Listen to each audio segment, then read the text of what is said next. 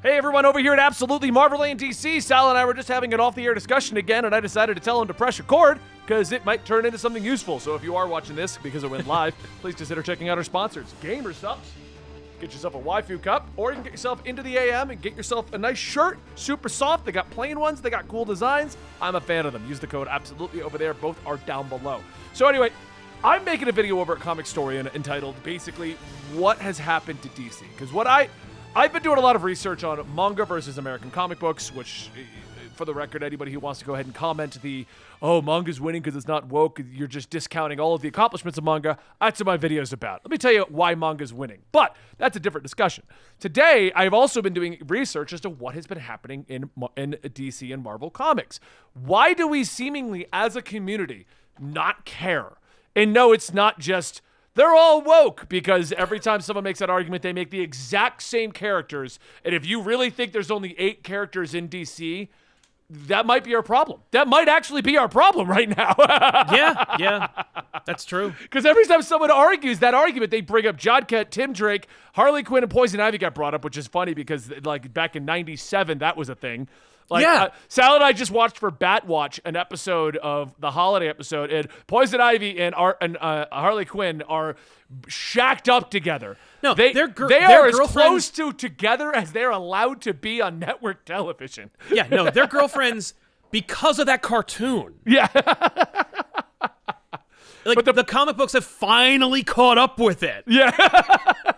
So what I'm getting at, though, is there's a lot more going on. And one of the problems I think is happening, at least on the DC Comics side, is they seem to have forgotten what makes American comic books different from manga.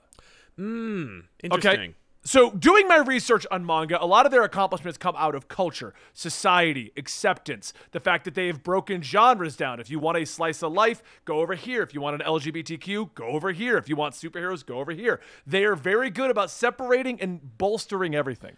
Yeah. In American comics, we've only got superhero comics, and that's due to the Comics Code Authority. That's what happened. Like, they weren't allowed to make horror books. They weren't allowed to make adult books. They weren't allowed to do anything other than just make superhero saving the day books. So now, and superhero books also sold. Like that was one of the things where they were like, well, I mean, that was where people were heading. Like Western books were falling into whatever.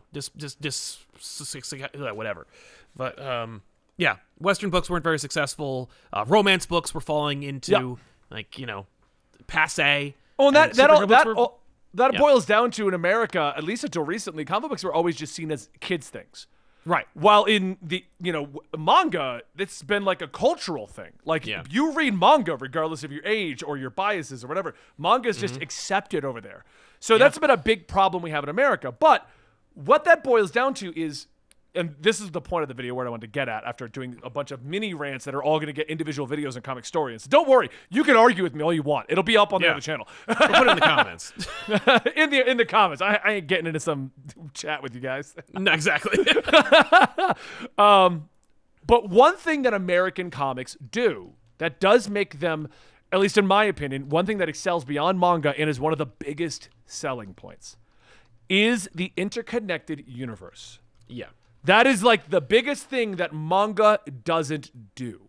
Manga's got things where Chainsaw Man pops up in the back of a big scene in My Hero Academia, but they're not actually connected. Because when it goes to the anime, they got to cut that out. Right. So, that's the kind of thing that happens in manga. So My Hero is My Hero Vigilantes, and I think there's one other spin-off book. That's the My Hero universe. That is all we have. Chainsaw Man is Chainsaw Man. Demon Slayer is Demon Slayer. They don't intermingle. They don't try to make that work. Yeah. One of the things that makes American comics work is the fact that we have this giant interconnected weaving tapestry of stories that shouldn't work. You shouldn't have John Constantine working alongside Batman. Right. We shouldn't have Punisher and Captain America going on a mission together. That shouldn't be a thing, but it works. Yeah. And that's what I wanted to get at today. That's what I feel like we've kind of thrown out the window, at least at DC. Marvel's still kind of doing it, but they're kind of trying to figure out how they want to do it. I feel like recently. They're trying to change it. Right. So what I wanted to get at is, Sal, in the last year, 2 years, DC has been going through a lot of financial issues, not because of failure of books. The books are all still selling. They're still on the top 10. We still have all of it. It's because their parent company is pretty much bankrupt. If you're not aware, DC is owned by WB, and WB has straight up come out and said, we don't have money. Right. Right. I mean, they have money enough to keep making movies and comic books, but it's like 2 a year. They can do 2. Right. Yeah. It's rough. And they're owned by Discovery, who's now taking the debt. So there's an issue going on. And with that happening, there was a lot of firings at DC. There was a lot of people that just kind of got let go for one reason or another, whatever the reasoning is. And it appears from an outsider standpoint that there's no real editorial control over what's going on at DC at the moment.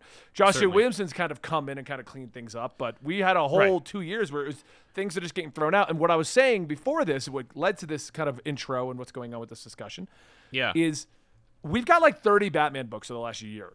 And the Batman books aren't even interconnected properly. It's not like... Like Detective and Batman should at least be kind of interweaving to an extent, right? And they straight up are not. They're two totally different runs, diverging stories. They technically take place in the same universe, but like there is no correlation. There's no... For example, just for contrast, if you look over at Marvel, Jason Aaron's doing the Punisher run, completely new Punisher run, completely divorced from everything else, and yet also is story-wise able to be part of the Marvel Universe while still allowing Aaron to tell his Punisher story. Daredevil, completely original story, doing its own thing, doesn't have to be connected to anything else, and yet part of the Marvel Universe, and ergo is able to be part of it. And then you notice that Daredevil and Punisher are intersecting, and it's because there was collaboration and coordination, even though they're completely different runs by completely different creators who had different ideas when they started. Like Zdarsky and Aaron did not coordinate their runs when they started them, and yet they still managed to work together and make them work, and that's because of editorial collaboration and the efforts of the creators themselves. Right. DC isn't even close. The closest we've had right now is Joshua Williamson linking his own books into his short Batman stint in Shadow War. Which, I would hope so, right? I mean, and that's the thing, right? Like, you need the backing of editorial, you need the backing of marketing and promotions, you need the backing of your own creative teams. Like, you need to have everyone on the same page and on the same team when you want to execute something like a shared universe. And it's not, I mean, that's what made the MCU stand out and become the franchise that it is because even the small interconnectivity, people were then looking for these things. That was something to be a part of. And that used to be how DC was. When we were all reading Rebirth, we're like, oh, Sal, did you read the latest Green Lantern? Because they referenced Dr. Manhattan over here, but he's also popping up in the Superman book. And that, like, all this stuff was interweaving. Yeah. And we don't have that now. Like, what was it? And the worst part is DC's gone all in on Batman. Like, all in. There's Black Label Batman. There's regular Batman. There's normal Batman, Detective Batman, Batman in Justice League who's dead. Batman is dead in one book, and he's alive in another book where he just seemingly died again. It's worse than that.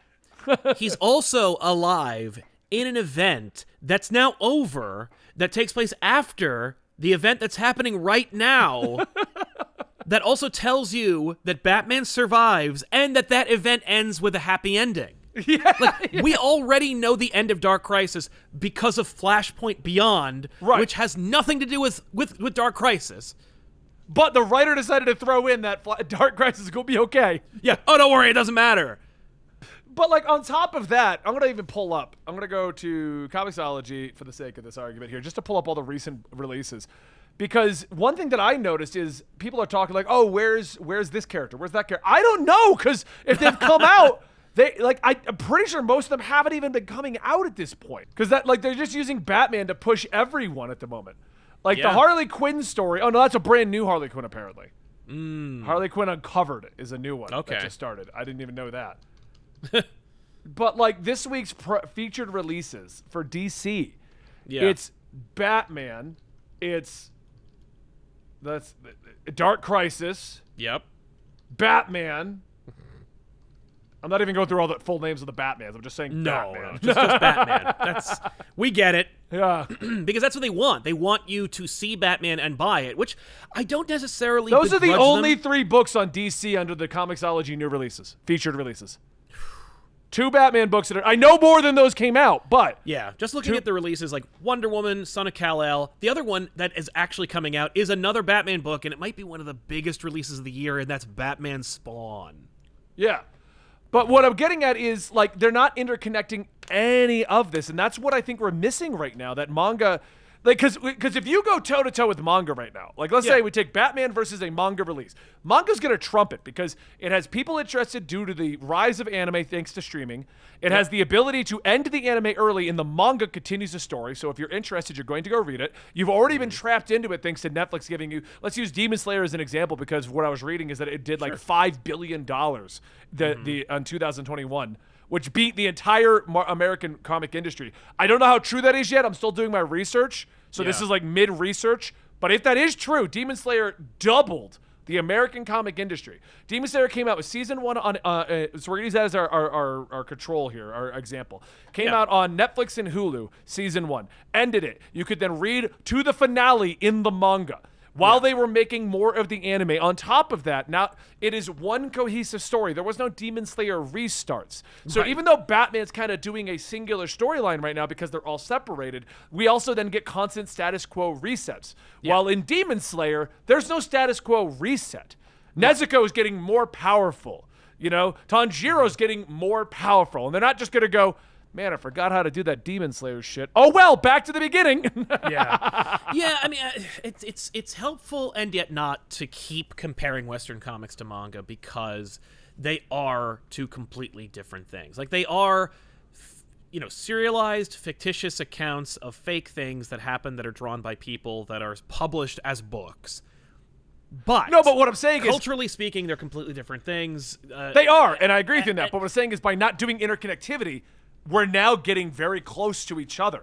Right. You're saying, like, it's just, they might as well just be like, oh, screw it. Batman's in his own universe, Superman's in his own universe. Yeah. And just have it be like one story that just keeps going forever. Yes. And just let it go. Because by getting rid of this interconnectivity, by getting rid of a Green Lantern book that tells what's going on Earth while Superman flies between them, by, like, getting rid of what makes American comics work so much better, in my opinion, than manga, because as much as I love manga, when I get into something, I want to read more.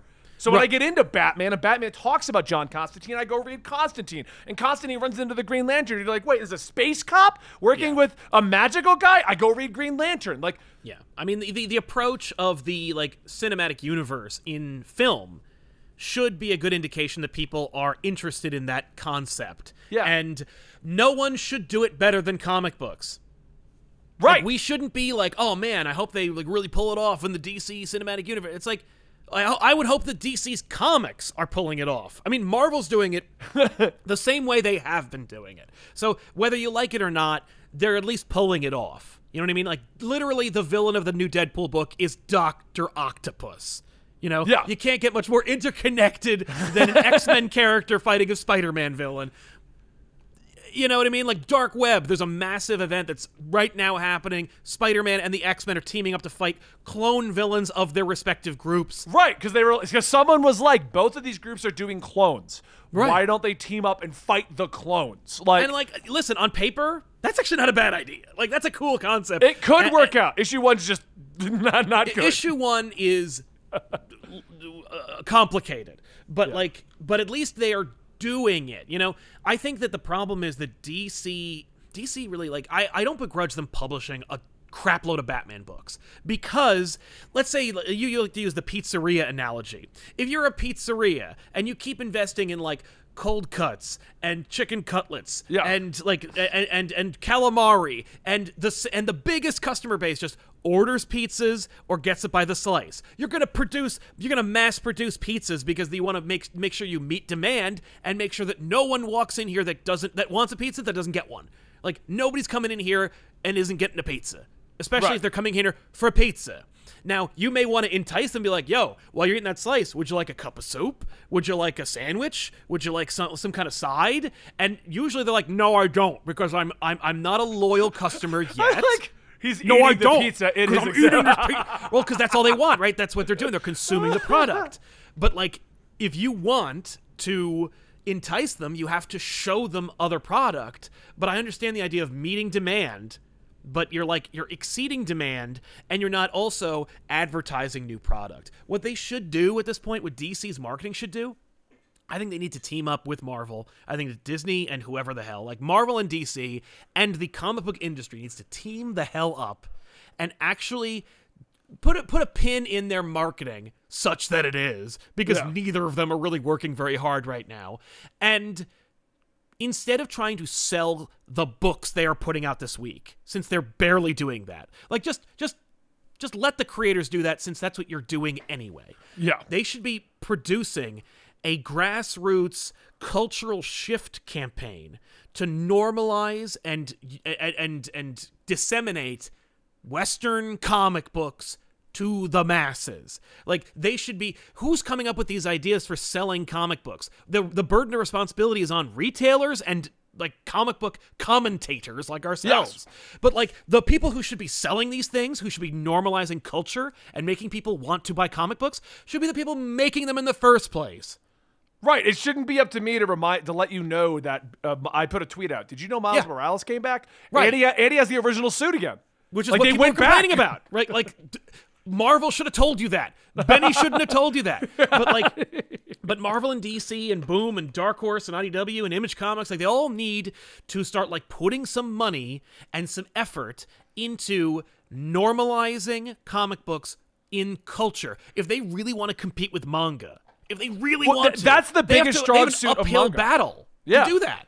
Like we need to they need to normalize it to the point where they're producing TV shows that are straight from the run, so you want to read more of it. That's the thing, right? Like, because the movies take the names and maybe some of the iconography. Like, look, Ant-Man's on Hawkeye's arrow, but, like, that story isn't in the comic or isn't in the movie. Right. We're not adapting. And, like, DC did a great job of doing that forever, where they were like, okay, so, like, every year we make an animated movie adaptation of something, and then put it out there, and then we get people buying it.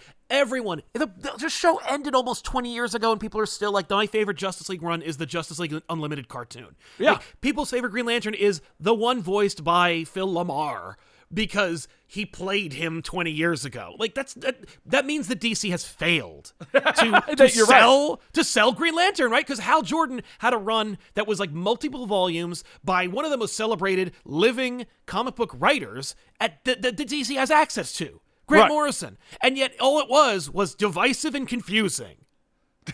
Because they let Grant Morrison do Grant Morrison with Green Lantern. I don't even think they cared. I think the problem was they were like, well, you had me at Grant Morrison, and just let them do whatever they want, and I will just collect the money. No, that's not how that works. You don't, like, go into no businessman in any walk of life is going to go, what you do is you set up an office and you make the product, and then you wait for the customer to show up. That's what we're dealing with right now. What's that? That's what we're basically dealing with at this point. Yeah. We're just ranting about everything going on with the comic book industry, but this is specifically about the Batman thing, because, like, they're selling Batman because they think they think that overselling Batman is a substitution for marketing. Right. And when all you need to do is we go back to, like, 4 Batman books. Yeah. You know, and make them all in continuity. Right. Do one Elseworlds at a time. Yeah. Let's do White Knight, and that's the one we're talking about. Right. Then we're going to do Batman Deadly Duo. Yeah. Then we're going to do one after the other. That's what they used to do. If you ask any Batman fan, not a casual reader who just jumps in every once in a while, or is like, my favorite comic book is Watchmen. You know, like, just people who like Batman, what their favorite Batman run is, or what their favorite Batman story arc is, they'll probably statistically say something like No Man's Land, which ended almost 30 years ago. Yeah. You know what I mean? Like, and by the way, let's look at the characteristics of No Man's Land. Well, it spanned about, 8 Batman books, so you can't say that Batman has not been constantly pushed by DC over a sea of titles. But, like, let's just say there's 8 Batman titles. And Batman Ancillary, because it's Batman Detective, Shadow of the Bat, Legend of the Dark Knight, plus, like, Catwoman, Nightwing, Azrael, blah, blah, blah, blah. Like, you got a whole bunch of... You got the Bat Family and the Bat Family was in there, too. They showed off more of the Bat Family. Made you want to go read more Bat built it Family. up, exactly. But it was all connected, because it all had Denny O'Neil as the editor, and it was all being, like, coordinated and corralled into one direction. I mean, ever since Nightfall, Batman had, like the marching orders was every year Batman has a story, like a big ass thing that happens to him or Gotham. Right. And he's got to deal with it. Contagion. You know, everything that happened to him leads into the next. And it's what built the audience that writes comic books today. I'm telling you, man, like there are people who are writing comic books today who read those books back then, and they know that they can't achieve that because they don't have, you know, the help from upstairs or the readership and the, you know, the cultural support to get it out there. Yeah. But like that was when it was working. And those are when people were telling those stories, and they were all interconnected. In No Man's Land, there are a bunch of like Justice League and Superman books because like those characters came in, you know, and it still managed to be a Batman book. That's what I'm saying. That's what we're missing. That's where American comics do excel over the manga concept. Yeah. Because that's what makes it work, in my opinion, better than manga, because you get interwoven. As much as I love manga storytelling, as much as I love the one direction, as much as I'll sit there and I'll read 400 chapters of My Hero Academia, I still feel like I just got through all the way through My Hero. We're still missing that it is a superhero story. What about this character? What about this character? I'd love to see a story about Froppy, about Bakugo. Like they're not always around the main character. So what are they doing? Well, and you get the added bonus of having nuance in your creative teams, because not one person is writing all of Batman. So like you can have these really fun chapters that might relate only tangentially to the main story, but are written by somebody who is not the main writer and is doing something really special with Catwoman or Azrael or Robin or, you know, Batgirl. And you're getting like a collection of stories by a collection of creatives, and you know you're getting a lot more for your buck than just like one story by one person the entire time. But that's why I'm kind of excited about Dawn of DC, because it sounds like we're getting Rebirth and New 52 levels of interconnectivity. I hope so. Because New 52, you know what hooked me on New 52? Like, we can all agree New 52 was a bad restart, like, in general. It was a bad restart, but a successful commercial endeavor. I enjoyed it. I did, because as somebody who was just reading Batman and Green Lantern at the time, everything else seemed imposing. It was a lot to get into, you know? Yeah. So when New 52 started, for me, that was, wow, I can kind of get back into comics. I have a starting point. And then they all interconnected. They were hyping up this Alien War thing that never happened. They were hyping up Batman with his individual book, tying in his book. Everything was getting interconnected. It was a lot of fun, and it was fun seeing how those pieces fit together. Right. And that started to fall apart, and they did a Rebirth. And we did it again. It was like, here's the one book. Look how it all goes together. Now start reading all those stories. Yeah. And that was great. We did.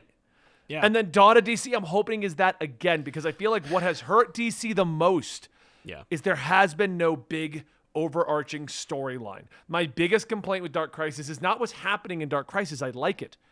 Is that it has gone on for 7 months and practically nothing has happened in any book. No one is referencing it. Batman is literally on 8 different adventures at this exact time. The Green Lanterns just don't exist right now. Yeah. Wonder Woman, I didn't know was still going because Dan hasn't bought the book in 6 months. But it is. Literally, Wonder Woman comes out tomorrow. But the problem is they don't have the support. Like the issue is they don't support the Dark Crisis as the main thing. They're trying to hedge their bets, which is why they greenlit Flashpoint Beyond and also like all this other crap. Like there's all this stuff happening at the same time, and none of it feels like it matters.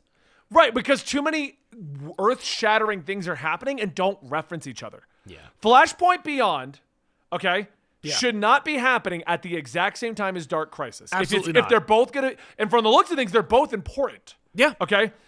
Batman Beyond, Neo Gotham, should not be happening at the same time as Batman Beyond the White Knight. No. No, it's true. No, like we don't have any Terry McGinnis, and you shoehorn him into 2 stories? Right? Like if you're trying to meet the quota of making like 11 Batman books a month or every other month, what you need to do is not make them all Elseworlds or out of continuity. I know that they're trying to do that because like they've noticed that, you know, well, when we put them into trades and put them out, they go into bookstores and they sell better because they're all like thinking about like, the aftermarket. what I think they're doing, and this is what I think they failed at, and this is the point I'm trying to make with this. They're chasing that manga formula. Yeah. Where we make the story, we make the book, you buy the book or you read the story. Right. It's all one story. We don't interconnect them. Yeah. And I think it's the same problem. They're taking away the wrong lesson by what makes manga work. Mm-hmm. The reason manga works is not one of the factors is ease of entry, which is single storyline, single easy entry point. Yeah. That's not the only thing that makes it work. Yeah. You know, part of what makes it work, you can't say it's ease of entry when 8 Batman things are happening at the same time. And they're not connected. And they're not connected. You can't do that. The reason why My Hero works is you just go, hey, where do I start at My Hero? Volume 1. Yeah. But if you go, Benny, where do I start at Batman? I go, oh, okay, are we talking about this arc? Do you want to see him do this? What do you want to go number 1 to 52? Because it technically goes all the way through to now, but you could also just jump on at this point. 125 is actually a pretty great start because Chip Zdarsky kind of starts it over. But you could also, if you want to kind of get in your own world, you can go into the White Knight universe. That's like a totally separate thing. Or you could go read some fun like individuals like Killing Joke or Batman Damned or Batman Noir. You don't have to go into any that is the problem. Yeah. No, it's the too much choice paradox. Yeah. It's just like, if you have too many options, rather than like choose anything, people will choose nothing. And then on top of that, it doesn't help that the entire marketing division is basically throwing up only controversial decisions, which are going to divide your fan base. So then they assume nothing else is coming out, like Wonder Woman that I didn't even know was coming out because Dan didn't buy it, but like the new champion of Shazam, I didn't know this was a thing. Yeah. Stargirl, Lost Children, didn't know it was a thing. Nope. Blue Beetle Graduation Day I knew about because it got promoted in the book. World's Finest is just another Batman book. Yep. Batgirls I only know about because I was trying to see if Cassandra Cain has anything going on. No. I mean, she's in it, you know. But, yeah. Like Catwoman hasn't ended. Did you know Catwoman didn't end? I don't care. But we've also got Nubia, Queen of the Amazons. The Joker book did end. Yeah, forgivably. Is Wildcat still going? Wildcat just started. What? Wildcat's literally started a month ago. I can guarantee you Wildcats are going to get canceled at 6, and the excuse is going to be nobody was buying it because they're not interested, when the fact of the matter is, I didn't know this started. No, and you know what they're doing? Like, they're just like, Matthew Rosenberg, could you just go on a couple of podcasts and tell people that Wildcats is coming out? Like, how come, are you going to pay me out of the marketing budget to promote my own effing book? Like, you know what I mean? Like, it's not like it's an independent book that's entirely dependent on Matthew freaking Rosenberg. There's a corporate book. He is a contractor. Yeah. You know what's even worse about this? They've made Grifter a staple of Gotham now for like 2 years.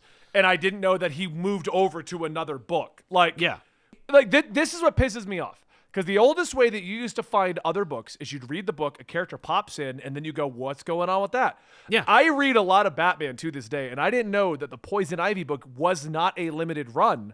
Right. I thought it was a limited run that it ended. And at no point, and it's written by G. Willow Wilson, so it's not like a no-name book. Because this is one of those books because normally if I know a book is limited, if I know it's got 4 to 6 issues, I just wait for that to finish and read it. Yeah. Like, if you're telling me out the gate, there is no reason to read because you're not telling, because like when you just release a book, when you tell me, hey, we released a Poison Ivy book, and I want a Poison Ivy story, I'm going to read that because I don't know it's going to end. So I want to read it as it's coming out. And then I'm going to read the story monthly, which means your sales monthly are going to do better because I'm buying it monthly. But if you come out and say, Grifter's got a 6-issue run. Oh, so you're telling me it doesn't matter if I buy the Grifter book. Right. Grifter's going to end at issue 6. Yeah. So I'll just wait because there's no point in buying this. And that's the biggest problem, is just a lack of understanding and communication with the reader. Like, I can rage tweet at a creator and bait them into a debate or conversation on Twitter, but I can't get DC to acknowledge that if you don't pre-order Poison Ivy or order Poison Ivy monthly and wait for the trade only, the book is already canceled because you are telling the publisher that you don't want that book, and you're only boosting the trade sales, which again are not measured like they are monthly. Like, you need to know how the comic book industry works in order to actually keep the comic book industry afloat. And they're not doing a good job of demonstrating it. And the audience is sick and tired of having to do it. The reality is the audience doesn't believe they have the responsibility to learn anything about it, know anything about it, participate in it. Every time we talk about pre-orders, their eyes glaze over or they go, you know what? That's confusing and borderline insulting to me. Well, as it's a not only consumer, and it confusing is and insulting, but not only do they want you to pre-order the books, they don't even make that easy. They don't. They want you to go to a store and pre-order, but now we can't do that at regular stores. Oh, and never mind the fact that I live in the Midwest and there's 100 miles between me and the next comic book store. Yeah. So exactly how am I supposed to do my due diligence to keep comic books afloat? And it's like and you know what the industry's response to that is? They don't know. I don't have a good answer for you. Well, maybe take that team of marketing and publishing and figure out a strategy. Yeah. Like the Punchline book, which I kind of knew existed, Yeah. has not crossed over or been referenced in anything. No. But I can pick up a copy of Batman Incorporated. I can get Harley Quinn Uncovered #1, Batman and Scooby-Doo Mysteries. Like, what is this? Like, who is this scrolling for? through this? Okay, I got Wonder Woman. Customers who bought the Wonder Woman series. You got Trials of the Amazons, Action Comics, Dark Crisis, Titans United, Dark Crisis. So anything. The only commonality is Dark Crisis, which should be the case because that's the book that should get all DC fans. Right, but it's not because it's not interconnected. Like the new Champion of Shazam doesn't even reference the fact that Mary Marvel's in Dark Crisis. Yeah. The Superman book doesn't even seem to reference that he's died in Dark Crisis. Nope. The Wonder Woman book does. It's got her own thing going. She got her own trial. I think the trial's over, but still like his own thing going on. Yeah, and then there was complaints that what's her name? Yara Flora Nubia couldn't sell books. I didn't know the books existed until you told me they were being canceled. Yeah. No, you have to be I found out. I knew Yara Flora was going on, and that was it. And then I saw a tweet from DC or whatever, like the publishing side, not the other side, but like what's going on. Like they're canceling the books and cutting off Nubia and Yara Flora and the Trials of the Amazon. And I'm like, I barely knew any of this was a thing. Yeah. Oh, this has just turned into just, 20 minutes of ranting? 34 minutes of just ranting. This is just Sal and Benny just rant for an Absolute Comics episode for 35 minutes about what we dislike and the problems with the DC Comics world. I don't dismiss it. I don't think that it is unproductive because it is highlighting an issue that I think either people are feeling and not talking about or constantly screaming into the wind that needs to be addressed, which is that like there are systemic issues in the industry that can be fixed with like logic and time, and they're just not. And it's like, and instead of, it's the worst. It's the Jack and Jill effect, where it's like instead of a funny thing happening, nothing happens. Like it's instead of correcting an issue or addressing an issue or identifying an issue, they do nothing. Then they keep expecting something to happen.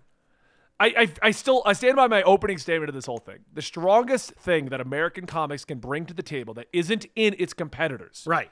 It's the reason why indie books don't hit the levels of DC and Marvel. Yeah. It's because they don't have that massive interconnected thing. Even if you're only doing minor interconnected, we as fans want to be able to look at everything going on and fit it together as a puzzle piece. Right. And right now, you literally cannot do that because I don't even know what's in canon with Batman right now. No. Half of them are flagged Black Label, half of them are flagged Batman, half of them are flagged as Elseworlds. I don't know what you're doing with anything. And the only event you have going on, every other book's ignoring. Yeah. Like, why isn't there a Punchline single-issue tie-in where she gets word Batman died? Right. After everything that happened between her and Batman and is like trying to figure out what to do. Why is there not a single issue? Not Worlds Without the Justice League. That's like a whole different thing. That's not a tie-in. No. Why is the only superhero tie-in that I know of is The Flash? The Flash went in and did it. Yeah. The Young Justice one looks like the writer just halfway through forgot what they were writing. There's no one-off Green Arrow book. There's no one, like, I don't think Wonder Woman even mentioned it in her story, although I wouldn't know because Dan didn't buy it for 6 months. We're getting like Dark Crisis tie-ins. Like the book ended. The book literally ends tomorrow. And tomorrow we're getting Dark Crisis Big Bang #1. Excuse me, but that ship has sailed. But like, this is my point. Like, it's the biggest event right now, and we didn't just run a bunch of one-offs. Like the Nightwing book, which is incredible, did not even reference at any point.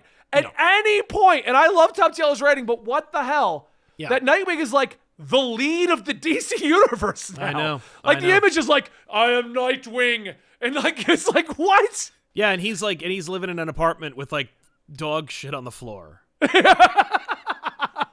I mean, like I just looked at the most recent issue. You know what I mean? Like he ate his Nintendo Switch was eaten by the dog, and also he's like the Jesus of the DC universe. Right? Like, how is that not connected?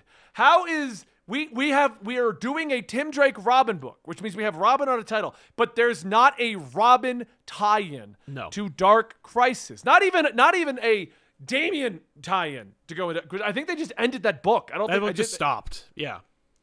Like once Joshua Williamson left that book, they were like, we're done. Yeah. Like you could do a Batman Urban Legends Dark Crisis tie-in and just have all of the Bat family's reactions to the supposed like literally 3 issues, and you could just do 5 characters a book. Well, and we don't have that. Remember when Death Metal came out, and during the coronavirus lockdowns, they also like generated a crap load of tie-ins that tied in with it that gave you like, what do the Titans think about the Death Metal? What does Superboy Prime think of the Death Metal? You know, like everybody got some kind of an opinion. Constantine had his own fight with himself in Death Metal, tied in over there, and everything got a thing. Now, it could be because maybe Death Metal was the straw that broke the camel's back when it came to the audiences going like, I'm done with your massive events and your interconnected universe and your bullshit. I think the problem with Death Metal is take on it because like Dark Knight's Metal worked. Right. Death Metal was like we just need to sell books during COVID. Yeah. Because you remember we talked about this. Death Metal started with a very clean plan. It sure did. And then suddenly every week was Death Metal, Death Metal, Death Metal, Death Metal, Death Metal, Death Metal. Yep. And I think the problem was instead of quality, DC was like, we just want quantity right now. Give us honestly, anything that'll work for Death Metal. But the tie-ins were terrible. Like, it wasn't like there are worse books coming out right now from DC that in any way relate to certain things like Dark Crisis than any of the Death Metal tie-ins. I would argue some of the Death Metal tie-ins are better than Death Metal. And yet, nothing. Anyway. That's my problem with Dark Crisis, which also made me realize, like, they just want Batman, a non-connected Batman stories. That's what we're doing right now. Yeah. Like, I'm a Green Lantern fan. I have a Green Lantern tattoo. I have a Flash tattoo. Like, the Flash. Where are they? What are they doing? Flash is barely struggling. And I know it exists, and I'm telling you, and we're actually gotten really good. Bet you didn't know that, because they aren't telling you the book even exists. No. And by the way, like, you know, the worst of it is, you know, they're like, what's their solution? What's their solution to disseminating information like that? Like, let's say you're DC Comics. How do you tell the audience that Flash is good? What do you do? Have him appear in a Batman book since you have 30 of them. Okay. So you tell. If your biggest way to market is using the other comics, is it like because it certainly isn't like who's writing Flash right now? Jeremy Adams, I think. Okay, you're not gonna put Jeremy Adams on a podcast, right? Like, is that like because. No, but what I'm saying is a tried and true method for comic book marketing has been the crossover or putting the ad in the other books. Totally. So why are we not why is there not an issue? Because right now it's Wally West. It's a big shakeup for Flash. Yeah. Why is there not an urban legend story where the Flash runs in? Okay. I did drop Urban Legends at like 10 because I was just kind of like, where the hell is any of this going? Well, it's just like, it doesn't matter. I don't care. But yeah, like it's basically Urban Legends turned into if I have time in the week, I'll also read Urban Legends. Right. I just never had time to read Urban Legends. No, of course so, not. but why is there? Okay, better example. Batman itself has got its own trajectory. Why is there not a Detective Comics 2-issue story? Wally runs in and works with Batman. The Button sold like gangbusters. So don't tell me a Flash Batman story is not going to sell. That's true. And the button, I am convinced, is just a stopgap because of the delays in Doomsday Clock, and it's basically just an ad for Doomsday Clock. Like, the button shouldn't have existed. It's a Batman Flash adventure. That's all it is. So why is that not a thing? Yeah. I don't know. Wally showed up in Nightwing temporarily. He was in Nightwing, but did it say on sale now? Like, was there anything that said, you know, it's just Tom Taylor knows that Wally and Dick know each other. Okay, There great. was no proper crossover for it to work. Right. How do I know what's happening in the latest Flash? How do I know there is a latest Flash? That's your homework for tonight, DC Comics. Figure out how to sell these books. Marvel's not doing much better. I'm not like I don't want to look like we're just but like DC is doing it so DC's much, the most egregious right now. DC's doing it so much more publicly and embarrassingly. Like Marvel, at least the events are coming out with the logos on them. The logos are the Dark Web logo. Ugh, but like Dark Web came out last week? Spider-Man, Dark Web out. X-Men, Dark Web out.